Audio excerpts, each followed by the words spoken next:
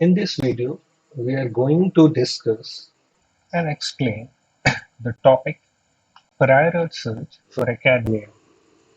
Although this is a very general topic and can be utilized in other areas also, but we have prepared this module specifically for academic people.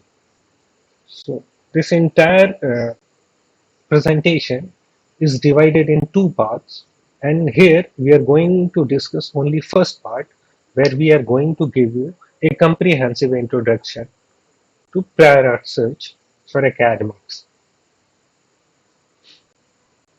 So going forward, in this entire module, we are going to discuss the topic: what is prior art, why and when is it needed, who needs it, and we are going to see different types of prior art databases which is available.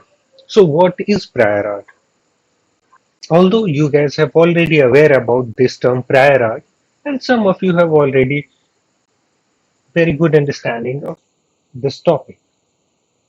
But broadly speaking, uh, we have categorized the definition of prior art in several topics, like any or all knowledge or information or data in a public domain that predates the current invention. Now, this definition of prior art has written from a patent point of view, from a legal point of view.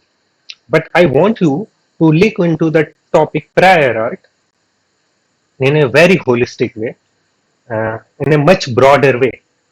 So, for example, if an inventor in a company or an inventor in a technology corporation or a scientist in a lab works on any new technology or any new scientific field of study, and he wants to see the prior art related to a particular topic or particular invention. We will try to find out all the knowledge or information or data which, which is available before the date of the research or before the date of the filing of that invention. Having said that, let's see the definition of prior art and what does it include. So, you can see that any patents or public application is considered as a prior art. And second thing can be any technical papers. So all of the scholarly and technical articles like a published IEEE journal or ACM paper or Science Direct, Nature or any other scientific literature which has been published, which is basically a technical paper, is considered as a prior art. Products is also considered as a prior art because product discloses and shows exhibits a particular functionality and feature.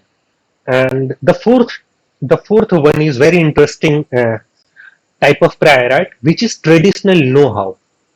Now, this type of prior art are often available or it is not visible in the public eye properly. So some of the example of traditional know-how can be the ancient knowledge of any particular country or an ancient or cultural specific article related to a particular community can be considered as traditional know-how, and it will also be considered as a prior art. So I have cited two examples here. For example, Charak Sanghita, which is a 1,000-year-old Sanskrit written Ayurvedic treatise, which basically discloses certain herbs and their property. These basically this knowledge are traditional know-how. And another example which I have cited here is Surya Siddhanta.